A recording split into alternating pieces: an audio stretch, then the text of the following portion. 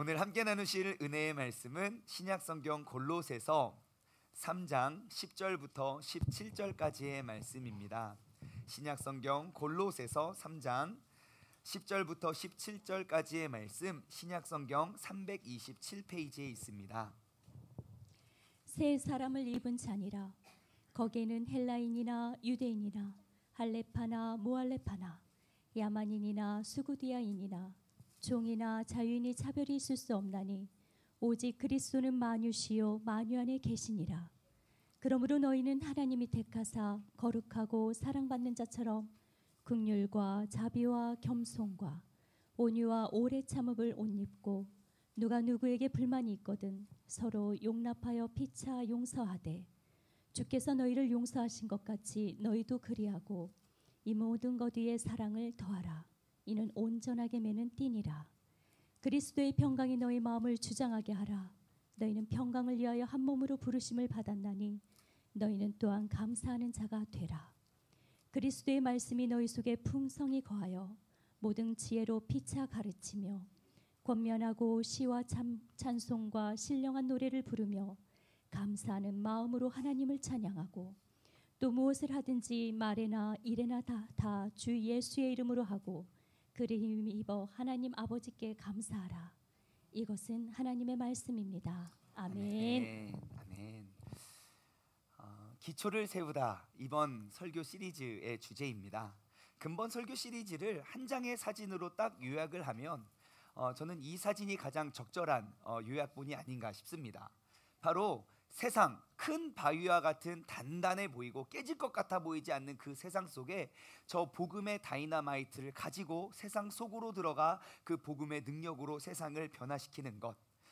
여러분, 하나님께서 이 시대에, 그리고 하나님께서 이 도시에 이 교회를 세우신 목적이 무엇입니까?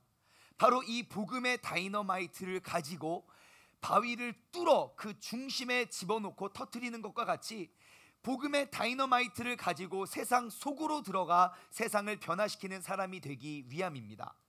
바로 이 교회로 우리를 부르신 목적은 무엇이겠습니까? 똑같습니다. 바로 이 복음의 다이너마이트를 가지고 세상 속으로 들어가 세상을 변화시키는 사람이 되기 위함임을 기억하시기 바랍니다. 우리의 신앙생활의 동기는 바로 이곳에 있습니다. 우리는 이 목적을 위해서 주님께서 우리를 부르셨다는 이 사실을 단 한순간도 잊어서는 안 됩니다. 우리 세종중문교회는요, 많은 사람들이 모이기 위한, 많은 사람을 끌어모으기 위한 목적을 가진 교회가 아닙니다. 세종중문교회는 많은 사람들을 보내기 위해, 더 많이 흘려보내기 위해 모이는 그런 미셔널 처치, 그러한 선교적 교회가 될 것입니다. 우리가 바로 이 도시를 복음의 능력으로 변화시킬 사람입니다. 내가 바로 이 도시에 파견된 선교사가 되어 복음을 들고 나아가야 하는 줄 믿습니다. 오늘은요, 이 도시에 복음을 들고 파송되어질 그 도시 선교사님들을 위한 훈련의 시간을 갖고자 합니다. 먼저 바로 내가 이 도시에 파송된 도시 선교사임을 우리는 알아야 됩니다. 내가 하나님께서 이 세종 땅에 나를 보내신 이유, 그리고 이 세종, 이 도시 속에 교회를 세우시고 그 교회 안에 나 같은 사람을 보낸 이유, 하나님의 이유는요, 내가 바로 이 도시에 파송되어진 이 도시의 선교사라는 정체성을 우리 모두는 가져야 되는 줄 믿습니다. 우리 힘차게 한번 외쳐볼까요? 나는 이 도시의 선교사이다. 나는 내 가족의 선교사이다. 나는 이 나라의 선교사이다. 이렇게 하는 게 아니라, 정말 우리 왜 이렇게 선교 이렇게 보고 할 때나 이게 선교 파송 예배 보면 있지 않습니까? 막 이렇게 막 우리가 막 복음 들고 막 나아가는 막 좀 이런 좀 자세로 다시 한번 똑같은 대목을, 나는 이 동시에 선교사이다. 나는 이런 말고요. 여러분 좀 다짐하고 결의를 다지고, 우리 이제 예배 곧 마치면 또 나가는 거 아닙니까? 거기에 그냥 이렇게 나가지 말고 선교사의 마음을 가지고 복음을 증거하러 나가겠으면 좋겠어요. 다시 한번 야물딱스럽게, 나는 이 도시의 선교사이다. 나는 내 가족의 선교사이다. 나는 이 나라의 선교사이다. 아멘. 이렇게 잘하시면서 왜 이렇게 아까는 못하는 척하시고? 자, 이 도시를 향한 하나님의 계획, 제가 생각해봤습니다. 이 도시를 향한 하나님의 뜻과 하나님의 계획이 과연 누구를 통하여 이루어질까? 하나님이 이 도시 가운데 하나님의 뜻과 하나님의 계획이 있으시기 때문에 많은 교회들을 세우셨을 건데, 그럼 그 세워진 교회들을 통하여 우리가 어떻게, 과연 누구를 통하여 이 도시에 복음이 들어가고 심겨지고 변화될 수 있을까? 여러분, 교회의 목사님들을 통하여 그러한 하나님의 뜻이 이루어질 것 같습니까? 평신도를 통하여 이 뜻이 이루어질 것 같습니까? 하나, 둘, 셋. 둘 다 평신도 목사님이라고 이야기하는 사람들이 있습니다. 여러분, 저에게 이러한 질문을 한다면 저는 고민하지 않고 평신도를 통해서 이루어진다고 전 대답하겠습니다. 왜냐? 우리는 내가 이 도시를 향한 그 선교사라는 마인드가 없기 때문에 우리는 말씀을 들으러 이 자리에 오고 나아가면서 까먹습니다. 그리고 말씀을 전하는 사람은 뭐 목사님이나 전도사님이나 교육자들 안에 극한이 되어 있다는 거예요. 그래도 우리는 전혀 부담스러워하지 않고 부담스럽게 느끼지는 않습니다. 하지만 생각해 보십시오. 목사님들을 통해서 이 도시는요, 절대는 아니지만 정말 이 도시의 복음 전파가 되기가 정말 어렵습니다. 왜냐? 목사님과 그리고 평신도를 비교해 보면 일단 숫자를 한번 따져 봅시다. 여러분, 목사님과 이 도시에 거주하는 목사님의 숫자와, 아니 교역자의 숫자와 평신도의 숫자, 누가 많을까요? 평신도가 많죠. 목사님은 말씀을 전하는 한 사람이지만 듣는 사람은 뭐 100명, 500명, 1000명, 2000명입니다. 그러면 이 한 사람이 나아가서 예수 믿으세요, 예수 믿으세요, 1000명 만날 시간에 1000명이 한 명만 만나면 바로 2000명이에요. 숫자적으로 복음을 들고 나아가 증거하고 전파해야 될 사람이 우리 모두가 된다면 이 도시는 진짜 변화되고 새로워지게 되는 줄 믿습니다.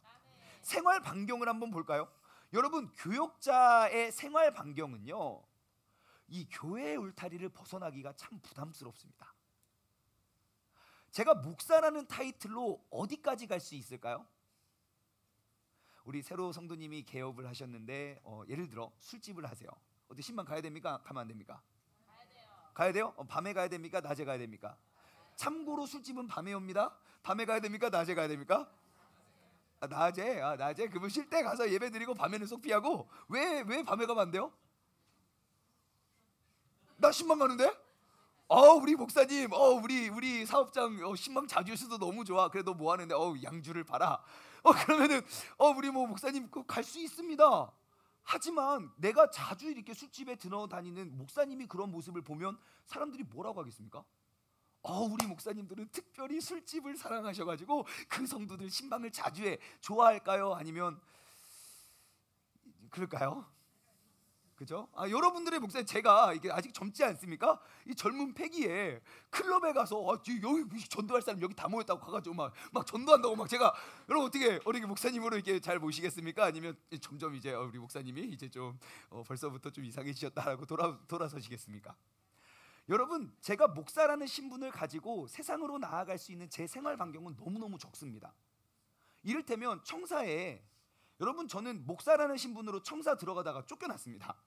얼마 전에, 그냥 막 제가 잘못해서 쫓겨난 게 아니고, 얼마 전에 그 음악회를 초청받았어요. 그래서 음악회에 간다고 이제 차를 타고 쭉 가다가, 저는 음악회 초청받은 사람이니까 어떻게 오셨나요? 저 음악회 왔습니다. 밖에다 주차하고 걸어오세요. 그래서 바로 들어가더라고요. 하지만 평신도는 어떻습니까? 여러분, 청사에 근무하시는 분들은 그냥 자기 집 드나들듯이 들어갑니다.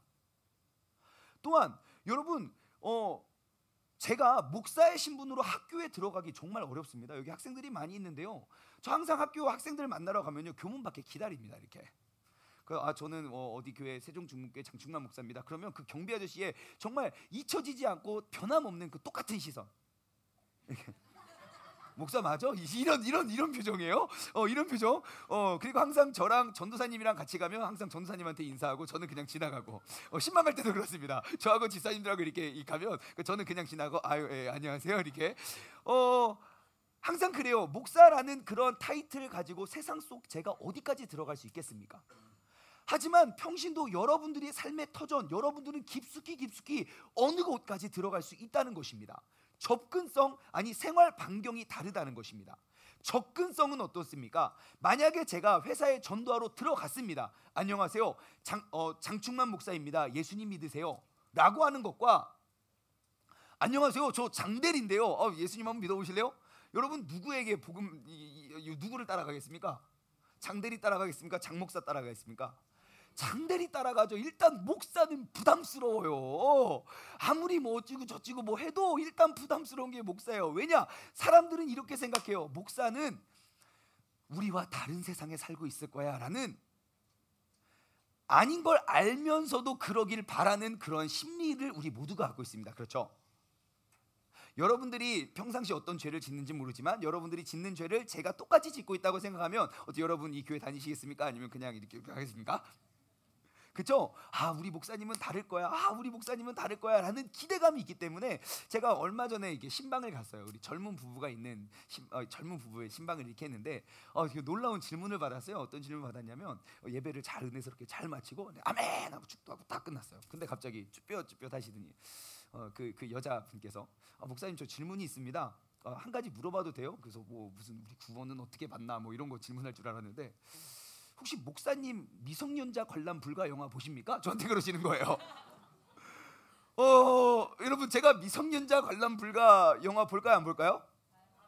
안 봐요. 봐요. 벌써 여기서 나눠집니다. 안 봐요 하는 사람한테 본다고 하면 시험 들고요, 본다고 하는 사람에게 본다고 하면 그래도 실망합니다. 이런 걸 보냐고? 자, 일단 미성년자가 아니기 때문에 볼 수는 있어요. 근데 그분의 질문이 뭐냐? 목사님은 저렇게 음란한 장면이 나오는 야한 영화를 안 볼 것이다 라는 기대감이에요. 근데 걷다 대고 저 봅니다 그러면 목사님 저는 이렇게 할 것이고, 만약에 안 본다고 하면 거짓말 같기도 하고, 그렇죠? 그러면 이런 겁니다. 예를 들어 제가 목사로서 그 영화 봤습니까? 왜 이렇게 야한 장면이 나와요? 그러면 목사님 그런 거 봐요? 우리는 그러지만 여러분 같이 근무하는 그 장대리가 와서 야 너 그 영화 봤냐? 되게 야하지. 야 나도 봤는데 너무 야하지 않냐? 야 그런 영화를 많이 만들어줘야 돼. 우리는 복음 전파가 금방 이루어진다는 것이죠. 자, 접근법이 달라요. 목사로서 세상에 나아가서 세상을 변화시키는 건 이미 세상 사람들은 벽에 담을 쌓고 색안경을 끼고 우리를 바라보기 때문에 목사가 세상 속에 들어가 세상을 변화시키기는 어렵다는 거예요. 그러면 교육자는 뭘 하는 겁니까? 이 성도들에게 알려줘야죠. 세상 들어가서 변화하라고. 왜냐하면 모든 사람이 전투의 현장에 나가는 전쟁터는 그러니까 병사는 아니기 때문이죠. 누군가는 기획을 하고 누군가는 계획을 하고 누군가는 일을 시키고. 자, 여러분, 바로 여러분이 이 도시를 위해 세워진 복음 전파의 특수 요원임을 기억하시기 바랍니다. 복음의 능력으로 세상을 향해 힘차게 전진하는 이 도시의, 세종시의 특수 요원이 바로 이 자리에 있는 여러분 모두가 되시길 바랍니다. 은밀하고 위대하게 복음의 귀한 사명을 감당할 수 있는 특수 요원이 바로 여러분 모두가 되실 줄 믿습니다. 우리는 평신도 선교사들입니다. 그리스도인으로서 믿음과 삶의 예를 우리는 모든 사람들에게, 우리의 이웃과 친구와 동료와 사회에 적극적으로 보여줘야 할 사람들이 바로 바로 우리 모두입니다. 여러분, 사역의 역동성이 어디에 있는 줄 아십니까? 활발히 열심히 사역하는 사역자가 있다고 해서 그 교회가 살아있고 막 풍성한 교회라고 우린 말하지 않습니다. 어느 교회든 가면 다 열심히 합니다. 하지만 사역의 역동성은 활발한 교역자에게 있지 않고 활발한 평신도 사역자들의 활동에 달려 있습니다. 성도들이 모여서 막 계속 모여서 의논하고 흩어져서 복음 전파하고 살아있는 교회가 틀림없습니다. 하지만 죽어있는 교회는요, 말씀 선포가 죽어있는 게 아닙니다. 그 성도들이 내 삶의 현장 속에서 그리스도의 모습을 비추지 못하는 것에 있다는 사실을 기억하시기 바랍니다. 평신도 사역자들은요, 이 도시의 구성원들과 함께 상담하고 함께 격려하고 그들을 지도하고 그들을 제자화하고 그리스도의 복음의 내용을 증언하면서 그리스도인과 비그리스도인 모두를 섬길 수 있는 사람입니다. 색안경도 없고 벽도 없이 편안하게 나아가 그리스도를 전할 수 있는 그러한 특수 요원이죠. 이들 자신이 다른 삶에 참여함으로써 사람들이 믿음에 이르게 되고 은혜 안에서 성장하게 되는 것입니다. 여러분, 이 도시를 향한 하나님의 계획을 이루어내는 도구, 바로 평신도 여러분입니다. 도시를 향한, 이 세종시를 향한 이 교회를 세우신 주님의 목적과 주님의 큰 계획을 이루어낼 도구가 누구입니까? 아니고 제가 하겠습니다. 여러분 이렇게 나와야 정상 아닙니까? 우리 어떻게 성교 가시겠습니까? 아니요. 제가 하겠습니다. 다시 이 대목. 이 도시를 향한 하나님의 계획을 이루어낼 도구가 누구입니까? 우리 모두는 이 도시를 변화시켜야 할 선교적 사명을 가진 도시의 선교사입니다. 그렇다면 우리가 이 도시 속에서 어떻게 선교의 모습을 비추면서 살아갈 수 있을까요? 제가 지난주 화요일날, 우리가 매주 화요일날 이렇게 전도 모임을 하는데, 지난주 화요일날 제가 급작스러운 질문을 했습니다. 이렇게 모여있는 전도 대원들이 이렇게 모여서 제가 물어봤습니다. 이런 질문을 했어요. 혹시 옛날 평생 말고 지난주와 이번 한 주 동안 내가 전도자로서 어떠한 삶을 사셨습니까? 라고 물어봤어요. 근데 제가 저의 예상과는 조금 달리 엄청 좋은 대답들이 많이 나왔어요. 이를테면 이런 거, 어떤 분은요 기도문을 작성한대요. 그러니까 내가 이제 묵상하는 거죠. 내가 이런저런 일들과 어려운 일이 있을 때 내가 그 기도문을 쭉 작성해서 그걸 그냥 보내는 거예요. 근데 이거를 그냥 바쁜 사람 보고 그냥 안 보고 그냥 넘어가지만, 그 바쁘던 사람도 힘들고 어려운 일이 딱 처했을 때 그게 내 삶을 지켜줄 수 있는 도구가 될 수 있거든요. 아, 그렇게 사시는구나. 어떤 분은요 일단 커피숍에 간대요. 근데 싼 커피숍에 가가지고요 멋있게 계산을 한대요. 이렇게 딱 싼 데 가서 멋지게 계산을 해가지고 거기서 커피 한 잔 사주면서 뭘 하냐면 그 사람의 이야기를 들어준대요. 계속. 그래서 꼭 한 주 동안 내가 사람들을 정해놔서 힘들어하고 어려워하는 사람들의 이야기를 들어준다는 것이죠. 그러다가 간간히 야 그럴 때 야 나 옛날에 교회 가서 기도했는데 응답받았다? 그러면서 은근히 교회를 자랑하는 거죠. 아, 아파? 나 옛날에 똑같이 아팠는데 목사님한테 안수 받는데 홀딱 나섰잖아. 나섰지. 막 이러면서 이야기를 들어주면서 전하는 사람도 있었고, 주변에 이분은요 주변에 믿지 않는 사람들에게 꼭 반찬을, 우리가 4명이면 4인분을 하지 않고 5인분 6인분을 해가지고요 좀 외롭고 쓸쓸한 저와 같은 사람들 이렇게 반찬을 나눠주는 거예요. 이렇게 반찬을 나눠주는 사람도 있었고, 또한 이제 우리는 공부하는 학생들 있잖아요. 우리 학생들이 해야 할 최고의 전도법은 무엇입니까? 야 교회 가자. 아니요, 공부 1등 하는 겁니다. 왜냐하면 내가 공부를 잘하면 부모님과 학생들 사이에 자타가 공인하고 지원해 줄 수 있는 친구잖아요. 그렇죠? 왜냐하면 장충만이 맨날 교회는 열심히 다니는데 공부는 하나도 안 하고 노래만 열심히 부른다고 쳐요. 와 노래만 불러요. 그러면 여러분 어떻게 충만이랑 놀아라 그래요? 아니에요. 걔는 좀 멀리하고 공부 잘하는 충순이랑 이렇게 공부하라고 보통 그러죠. 예. 아니면 제가 충만이라는 아이가 뭐 공부는 하나도 안 하고 교회 다니라고는 하는데 맨날 춤바람 나가지고 막 춤만 추고 다니면 어떻게 그 충만이랑 놀라고 하겠습니까? 아니에요. 부모님이 지원해주는 전도 방법, 여러분 공부하십시오. 내가 학생이라면 공부하는 게 최고입니다. 사람들 막 물어봅니다. 와서 날 좀 구원해 달라고, 이 수학의 문제에서 나를 좀 풀어달라고. 여러분 그렇게 하십시오. 그리고 믿지 않는 남편을 위해 살림을 더 열심히 하는 사람도 있었고요. 내가 흠잡히지 않기 위해 7살, 5살 자녀에게 말씀 암송을 가리키고 믿음의 신앙 교육을 하는 부모님도 있었고요. 믿음의 후배들에게 만나 내가 성경을 아는 만큼 성경을 나누는 사람도 있었고, 전도 대상자의 이름을 불러가며 매일매일 기도하는 사람들이 있었다는 겁니다. 그게 어디 멀리 막 선교사들 모아놓고 선교 훈련한 게 아니고요, 우리 교회 전도에 관련된, 전도에 마음 있는 사람들 모여서 한 주간 어떻게 사셨습니까? 라는 질문에 대한 답이에요. 제가 그 대답을 듣고 하루 종일 이러한 생각이 들었습니다. 아, 이러한 고백이 지금 이 자리에 있는 우리 모두의 고백이 된다면 분명 이 도시는 달라지지 않을까? 아, 이러한 간증들이 매일매일 혹은 매주 쌓여간다면 이 도시 속에 살아가고 있는 그 30만 명의 사람이 기독교인들에 대한 이미지가 달라지지 않을까? 여러분, 바로 이러한 세상 속에 비춰야 될 빛을 우리 모두가 비춰내야 하는 그러한 빛이 되는 줄 믿습니다. 우리가 이 빛으로 세상에 나아갑시다. 이번 한 주도 우리를 이 땅 가운데 부르시고 우리를 보내시는 하나님의 귀한 도구로 쓰임받는 여러분 모두가 되시길 주님의 이름으로 소망합니다. 이 도시를 향한 하나님의 계획을 이루어낼 도구가 누구입니까? 저요. 네. 자, 우리가 이 도시의 선교사로서 우리가 기억해야 할 단어가 하나 있습니다. 오늘 말씀의 제목인데요. 한번 말씀의 제목을 크게 한번 읽어보실까요? 시작. 갓다참. 되게 유명한 단어죠. 갓다참 다 아시죠? 처음 보는 단어죠. 자, 갓다참. 우리가 도시의 선교사로서 꼭 기억해야 될 이 단어는 갓다참입니다. 자, 갓은 같음입니다. 같음.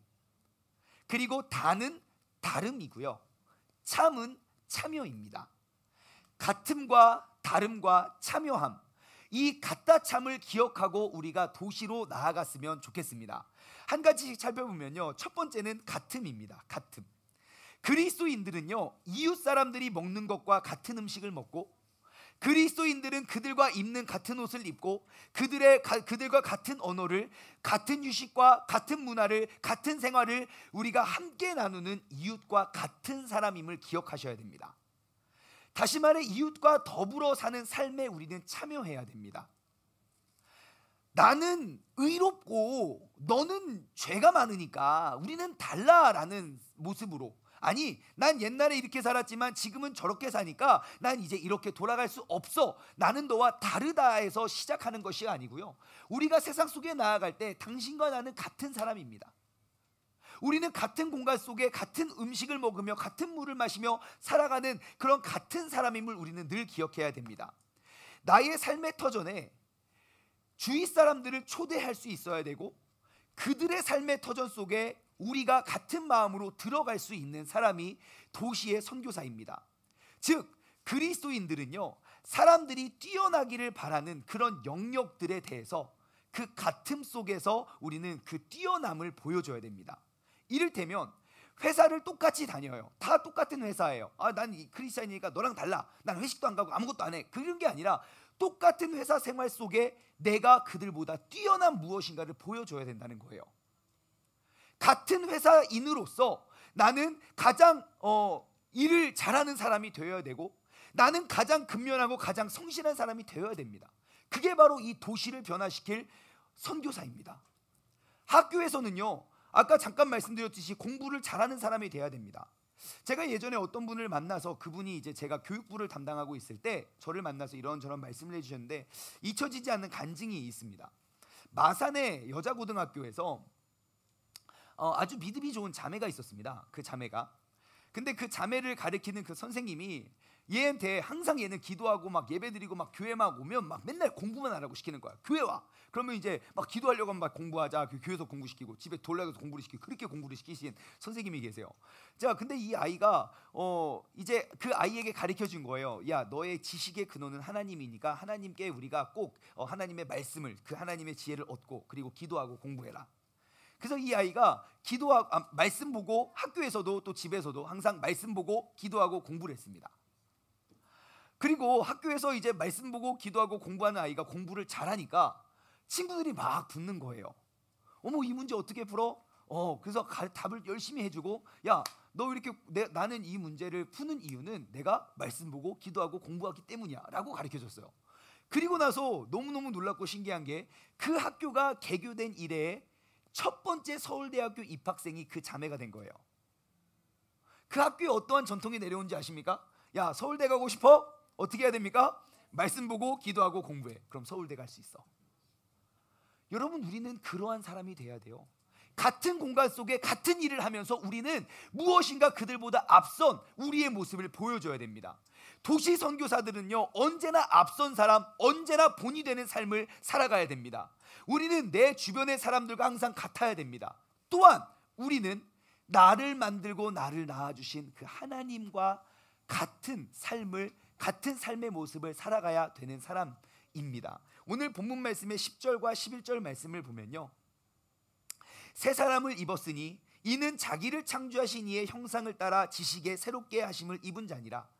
거기에는 헬라인이나 유대인이나 헬라파나 무할레파나 야만인이나 스구디아인은요, 그 흑해 북쪽에 있는 그런 유목민족입니다. 그 유목민족이나 종이나 자유인이나 차별이 있을 수 없나니 오직 그리스도는 만유이시오 만유 안에 계시느니라. 자, 지금 그 9절까지의 말씀을 보면 우리가 여태까지 막 육신의 막 그런 본능을 따라서 살아가는 그런 옛사람을 이제 벗어버리고 우리는 새 사람을 입었다는 표현을 합니다. 그 새 사람은 어떠한 사람입니까? 단순히 내가 그리스도인이 된다는 것은 단순히 그냥 교회에 출석하는 출석 교인이 되는 게 아니라, 내가 그리스도인이 된다는 것은 철저하게 변화되어서 하나님의 모습처럼, 10절, 하나님의 형상을 따라, 하나님이 나를 창조하신 이의 형상을 따라 지혜롭게 하심을 입은 자라는 사실을 우리는 기억해야 됩니다. 하나님의 형상을 닮은 그 세 사람에 대해서 지금 사도 바울은 고백하고 있죠. 11절, 유대인과 헬라인과 유대인, 할례당과 무할례당.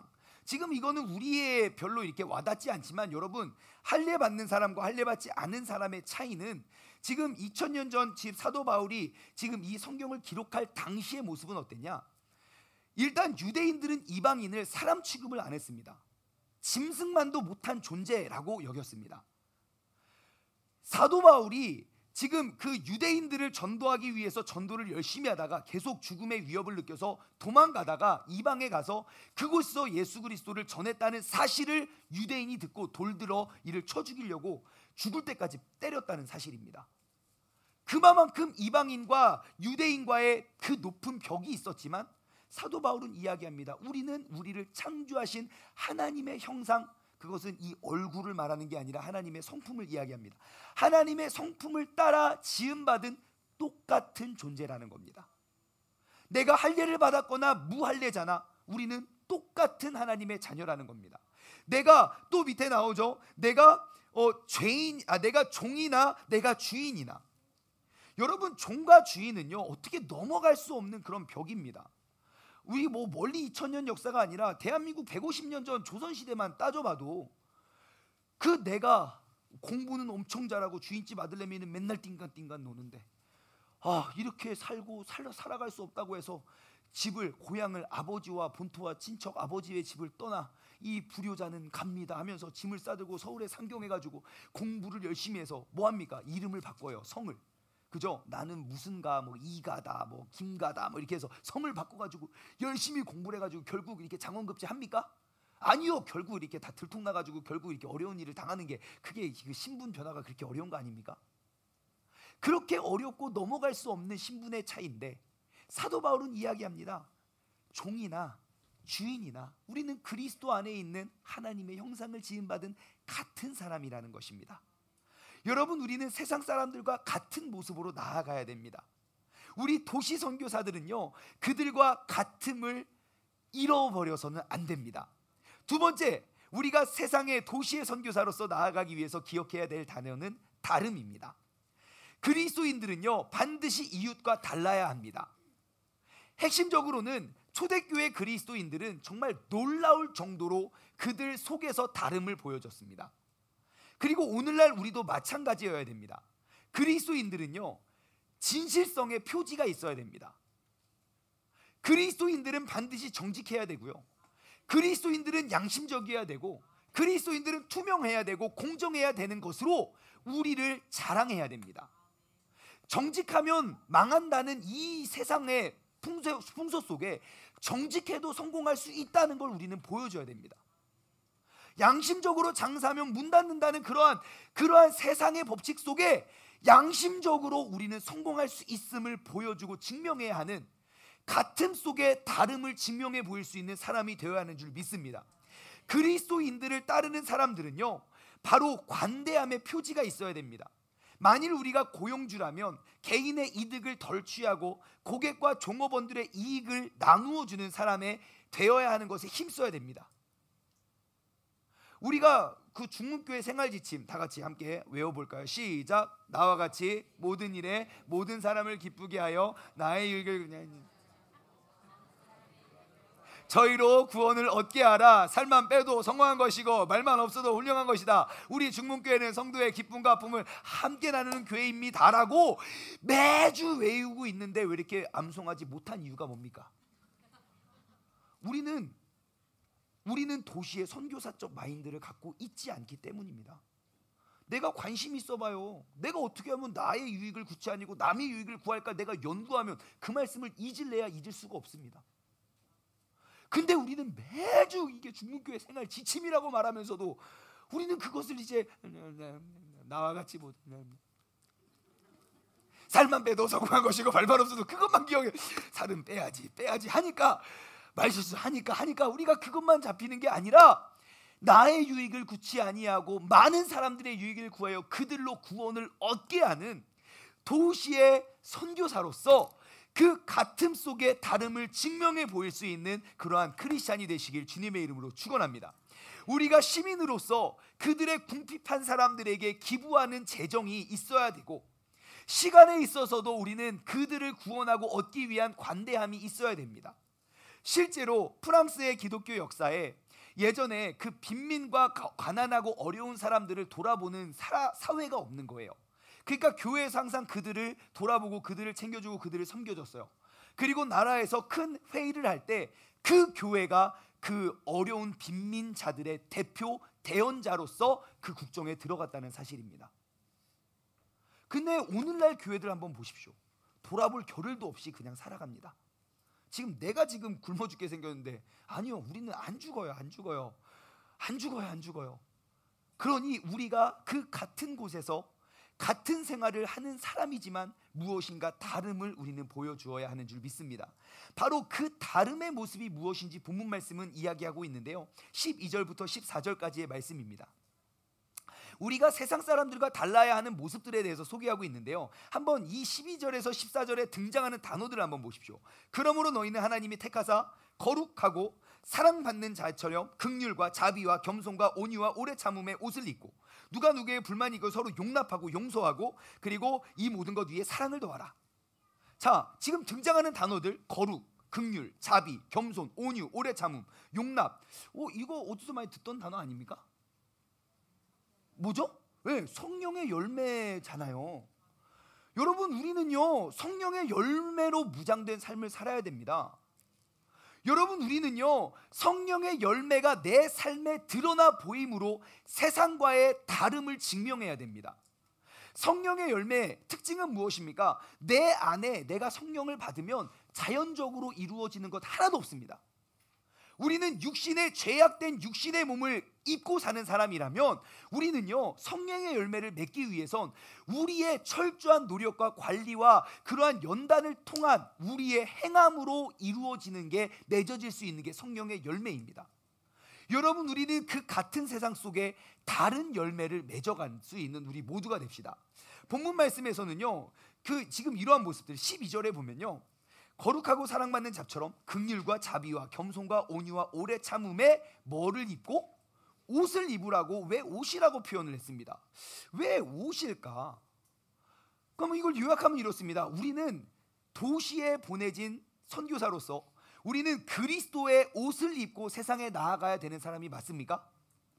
자, 그러면 그 그리스도의 옷은 어떤 것입니까? 긍휼, 자비, 겸손, 온유, 오래 참음입니다. 근데 왜 본문 말씀에서 바울은 그것에 그리스도의 옷을 입으라고 표현을 했을까요?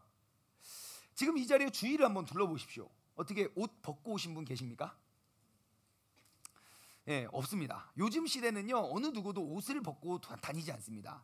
하지만 불과 30년 전까지만 해도 옷을 벗고 돌아다니는 어린 아이들을 쉽게 볼 수 있었습니다.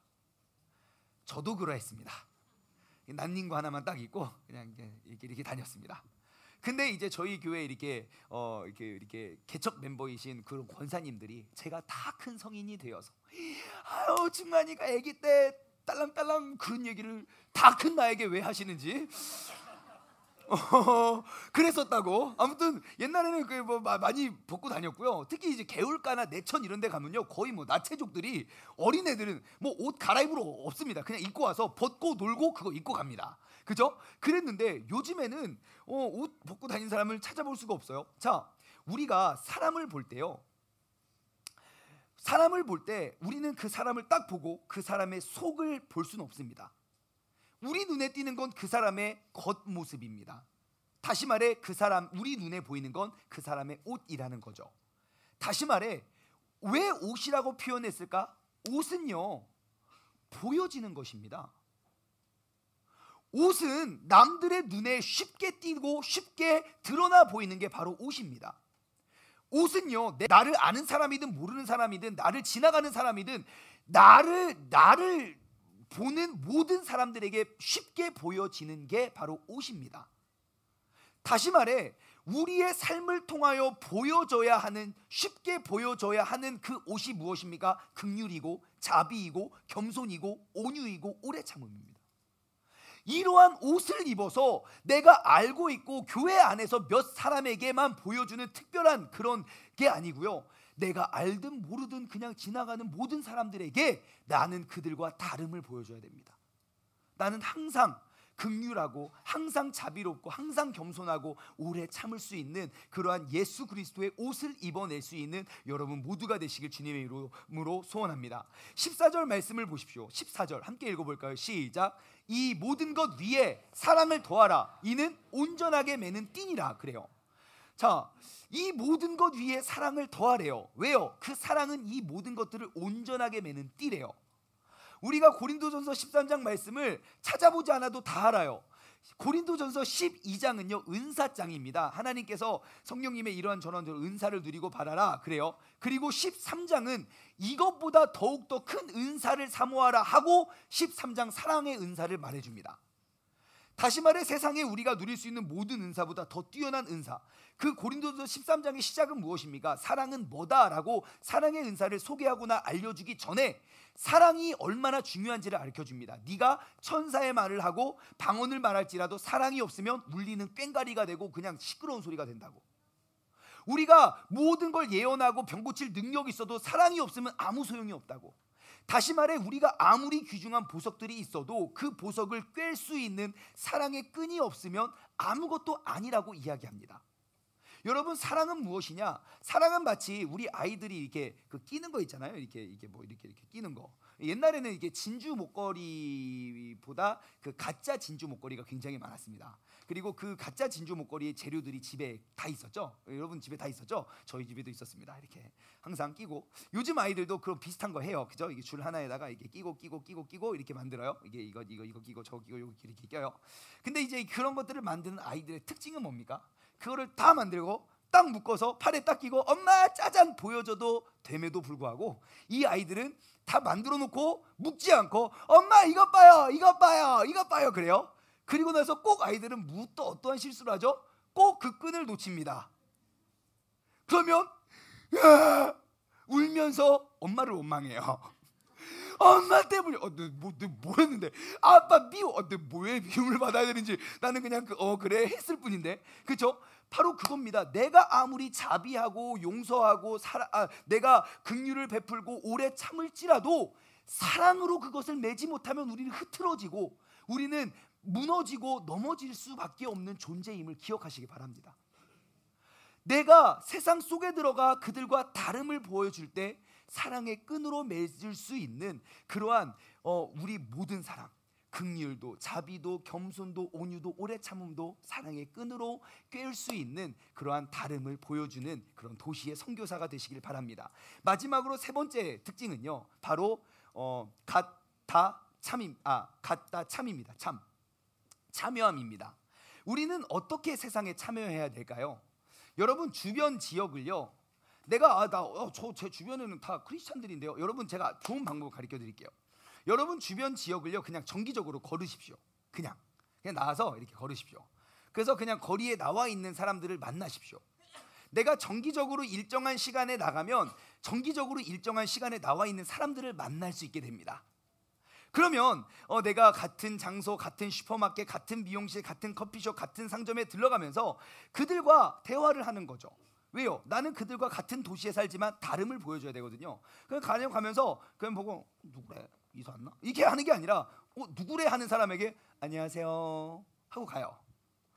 또 봐요. 안녕하세요 그러죠. 또 보고 안녕하세요 하면 재미없잖아요. 그러면 안녕. 잠깐만요. 사탕을 하나 딱 줘보십시오. 왜 넌 저 이렇게 저 교회 다닙니다. 그럼 부담스러워요. 우리가 무엇인가 그들을 매일 만나는 사람에게 다름을 보여주자는 거죠. 여러분 먼저 가까이 가는 사람들과 관계를 쌓으십시오. 아파트의 공용시설, 주민 모임, 그 밖에 여러 가지 모임에 참여하십시오. 그래서 우리도 참여했다 아닙니까? 저하고 와이프하고 가재마을 2단지 동장을 뽑는다고 해가지고 우리가 지원했습니다. 우리는 일단 젊고 학력이 좀 있잖아요. 유학파 출신. 나는 당선이 될 거라 굳게 믿어 의심치 않고, 사실 저가 하기는 좀 그렇고 우리 와이프를 밀었습니다. 내가 지지해 줄 테니까 가라고. 그래서 신청서를 들고 주민센터에 갔습니다. 안녕하세요. 여기 어떻게 오셨죠? 저 여기 그 동장 뽑는다고 해가지고 지원 왔습니다. 갑자기 앉아서 일하시는 분이, 어머, 동장이요? 너무너무 좋아요. 왜 항상 이렇게 연세 있으신 분들이 있다가 젊은 사람이 오니까 너무 좋아하시는 거예요. 그래요? 그럼 어떻게 하면 돼요? 여기 신청서를 쓰시고요. 어디 세대 주세요? 세대주는 아니고 전 세입자인데요. 갑자기 표정이 바뀌면서 너무 안타깝네요. 세입자는 될 수가 없어요. 그러는 거예요. 근데 그 말을 듣는데 제가 더 안타까워서 나도 세대주 하고 싶은데 나도 세입자여서 너무 안타까워요. 그래서 우리가 못했어요. 하지만 여러분, 나아가십시오. 세상에 무조건 동장 뽑는다, 나가세요. 그러면서 그들 속에서 그들과 다름을 보여주십시오. 여러분, 지역사회에서요, 사람들과 함께 할 수 있는 여가와 취미활동을 찾으십시오. 기독교인들끼리 모여서 뭐 등산 모임 만들고, 아니요, 그런 거 말고 세상에 있는 등산 모임에 들어가십시오. 그래서 제가 우리 모여서 이렇게 금요일날 조기축구 하자고 해서 안 모여가지고 제가 조기축구에 나갑니다. 제가 저 멀리 대전에 카이스트까지 그 새벽에 가면은요, 딱 갔는데 오랜만에 갔어요. 옛날 대전에서 사역할 때 자주 갔었는데 오랜만에 딱 가니까 갑자기 키 잡고 이렇게 연세 있으신 분이 갑자기 오더니 저한테 안녕, 안녕, 나는 세종시 천마을 펠레야, 그러는 거예요. 이제 근데 그분이 보통 분이 아니에요. 65세인데 몸도 되게, 야, 65살이 이렇게 잘 뛰어다니는 사람 봤어?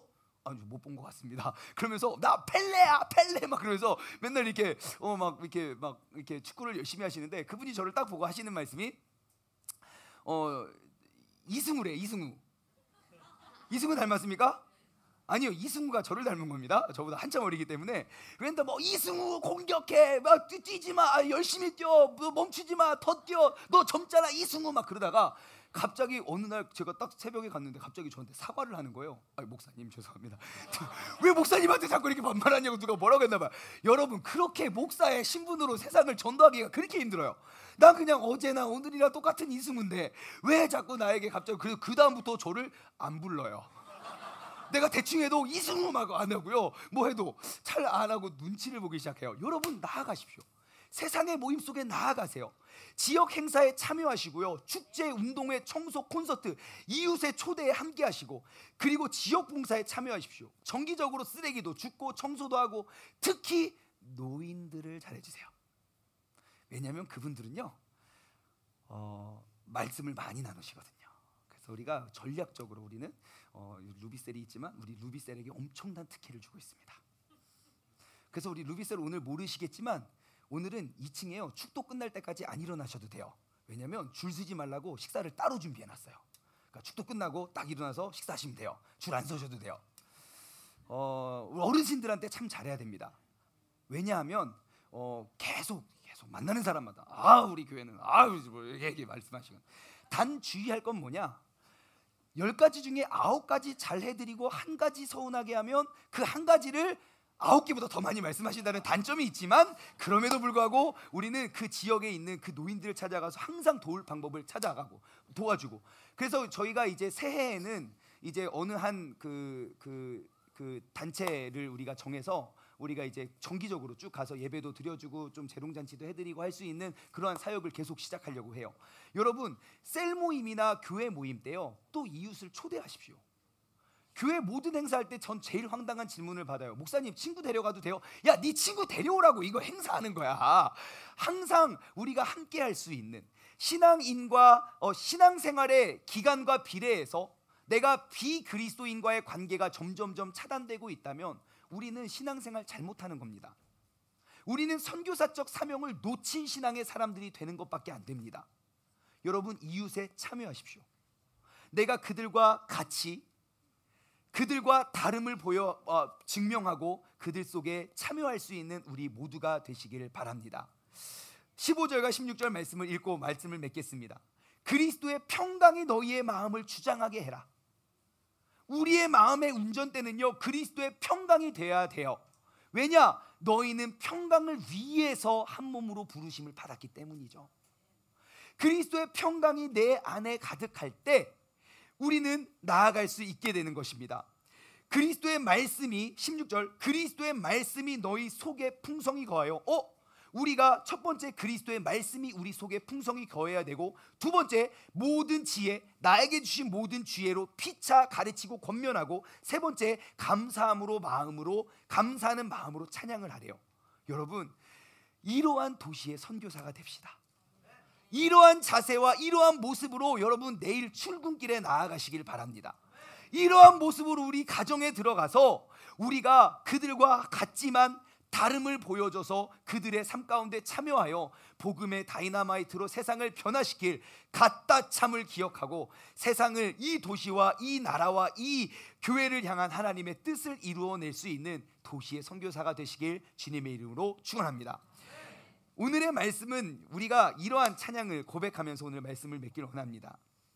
이 찬양의 가사는 이렇습니다. 민족의 가슴마다 피 묻은 그리스도를 심어서 이 땅에 푸르고 푸른 그리스도의 계절이 오게 하소서. 이 땅에 하나님의 나라가 이루어지게 하옵소서.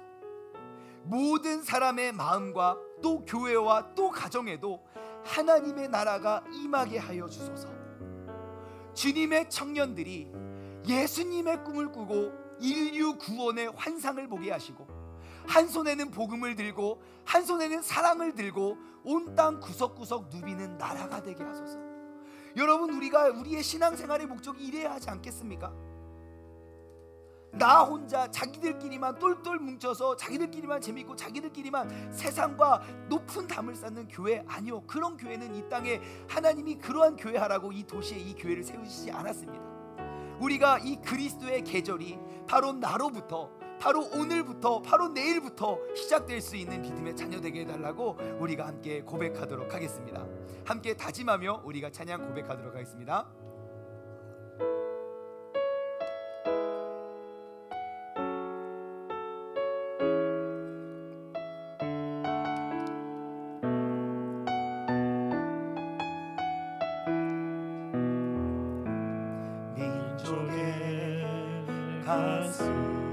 가슴마다 피 묻은 그리스도를 심어 이 땅에 푸르고 푸른 그리스도의 계절이 오게 하소서. 주님, 그 계절이 오게 하소서.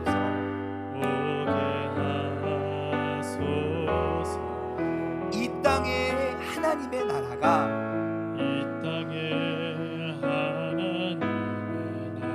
이루어지게 하옵소서.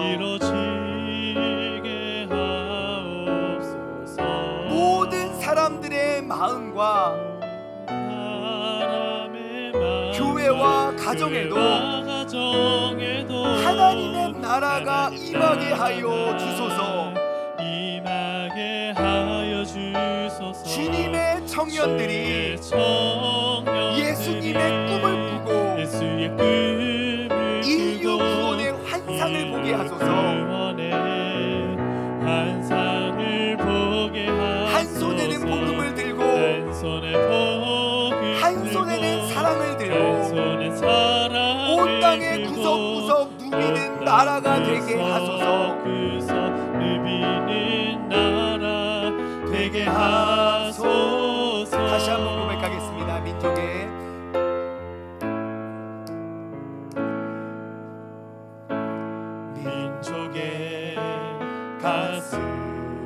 가슴마다 피 묻은 그리스도를 심어. 주님, 내가 그 심겨진 한 사람이 되기를 원합니다. 바로 내가 이 도시의 선교사가 되어 그 그리스도의 계절을 오게 하기를 원합니다. 그 주님의 날이 이 땅 가운데 오게 하소서. 고백할까요? 세종의 하나님의 나라가 세종의 하나님의 이루어지게 하옵소서. 이루어지게 하옵소서. 모든 사람의 마음과 모든 사람 하나님의 나라가 하나님 나라가 임하게 하여 주옵소서. 임하게 하여 주소서. 주님의 청년들이 주의 청년들이 예수의 꿈을 꾸고 예수의 꿈을 인류를 구원할 환상을 보게 하소서. 환상을 보게 그러기 위해서 난 한 하소서. 손에 복음을 한 들고 손은 복음 다른 한 들고 손에는 사랑을 들고 온 온 땅 구석구석 누리는 나라가 나를 통하여 되게 하여 주옵소서. 되게 주의 청년들이 주의 청년들이 예수의 꿈을 꾸고 인류 구원의 환상을 보게 하소서. 한 손엔 복음 들고 한 손엔 사랑을 들고 온 땅 구석구석 누비는 나라 되게 하소서. 이 시간 함께 기도하며 나아가길 원합니다. 짧은 시간 1분 2분 우리가 기도할 건데 우리가 기억했으면 좋겠습니다. 주님께서 이 도시 속에 우리 교회를 세우신 목적, 그리고 이 교회 속에 나를 부르신 목적, 내가 이 땅에 이 민족에 하나님의 예수님의 꿈을 꾸고 그 그리스도의 계절이, 그 그리스도의 날이 나를 통하여 이루어지기 위해서 나를 이 도시와 이 가정의 선교사로 부르신 주님의 마음, 주님, 내가 이 도시와 같음과 다름과 그리고 함께함을, 참여함을 기억하고 나아가기를 원하겠다고, 그러한 사람 되게 해달라고 우리가 다짐하고 결단하며 1, 2분간만 합심하여 주님께 기도하도록 하겠습니다. 다 같이 주님의 이름 한번 부르짖고 기도하겠습니다. 주여, 하나님 아버지 감사합니다. 아버지 하나님, 이 땅에, 우리 세종 땅에, 이 지역에 그리스도의 계절이 오게 하여 주옵소서. 모든 백성이 여호와께, 사람들의 모든 백성이 여호와께 영광을 올려드리고 또 모든 백성들로 하여금 칭찬을 받아 아버지 하나님, 우리가 구원에 이르를 수 있는, 또 주님께서 구원받은 사람을 날마다 더하게 하시리라는 아버지 그러한 간증을, 그러한 그리스도의 계절을 꿈꾸며 나아가게 하여 주시옵소서. 아버지 하나님, 우리는 이 도시 속에 같은 사람으로서 우리는 그 도시 속에 다름을 보여주길 원합니다. 그 같은 곳에서 다름을 보여주기 위해 우리는 함께 참여하길 원하오니 아버지 하나님, 우리가 흩어져 아버지 이 땅과 이 지역에 예수 그리스도의 모습과 하나님의 살아계신 능력을 회복하고 전달하고 가르칠 수 있는 믿음의 자녀 되게 하여 주시옵소서. 주님께서 함께 하시고 주님께서 붙잡아 주시고 한 손에는 복음을 들고 한 손에는 사랑을 들어 온 땅을 구석구석 바로 우리가 되게 하여 주옵소서. 선교사, 이 가정의 선교사, 이 직장의 선교사가 바로 우리가 되게 하여 주옵소서. 주의 청년들이 예수의 꿈을 꾸고 인류 구원의 환상을 보게 하소서. 한 손엔 복음 들고 한 손엔 사랑을 들고 온 땅 구석구석 누비는 나라 되게 하소서. 마지막으로 고백할까요? 주의 청년들이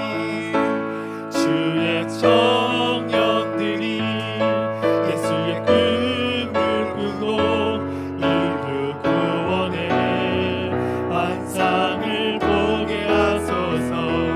한 손엔 복음 들고 한 손엔 사랑을 들고 온 땅 구석구석 누비는 나라 되게 하소서. 하나님 아버지 감사합니다. 주님, 우리는 교회는 무엇인가, 그 교회가 이 땅에 존재하는 그 본질의 질문을 찾아가며 우리는 이 교회의 기초를 쌓아가고 있습니다. 우리 교회는 복음이 기초한 도시 속에 존재하는 교회임을 알았습니다. 아버지 하나님, 우리는 복음의 다이너마이트를 가지고 이 딱딱하고 깨지고 변화되지 않을 것 같은 세상 속에 들어가 복음의 능력으로 세상을 변화시킬 하나님의 꿈을 꾸고 이 땅 가운데 이루어날 그리스도의 계절을 꿈꾸는 사람들이 되기를 원합니다. 아버지 하나님, 이 사역과 이 뜻을 이루기 위해 주님께서는 우리를 이 자리에 보내주셨고 아버지 하나님, 우리가 이 도시의 선교사로서, 내 회사 직장의 선교사로서, 내 가정의 선교사로서 아버지 하나님의 복음의 영향력을 끼칠 수 있는 그러한 사람이 되게 하여 주옵소서. 나는 그들과 같은 곳에서 살아가는 사람이 다른 삶의 모습을 그들과 함께 참여함으로 보여주어 아버지 하나님의 능력을, 그리스도의 계절이 이 도시로부터 이루어지게 하여 주옵소서. 이제는 우리 주 예수 그리스도의 은혜와 아버지 하나님의 무한하신 사랑하심과 성령님의 교통하심이 다 참 이 도시의 같음과 또 같음 속에서 다름을 증명하여 그들 속에서 참여하여 이 땅의 그리스도의 계절을 부르길 소원하는 사랑하는 우리 세종중문 가족들 머리 위에 이제로부터 영원토록 함께 하시길 간절히 축원하옵나이다. 아멘.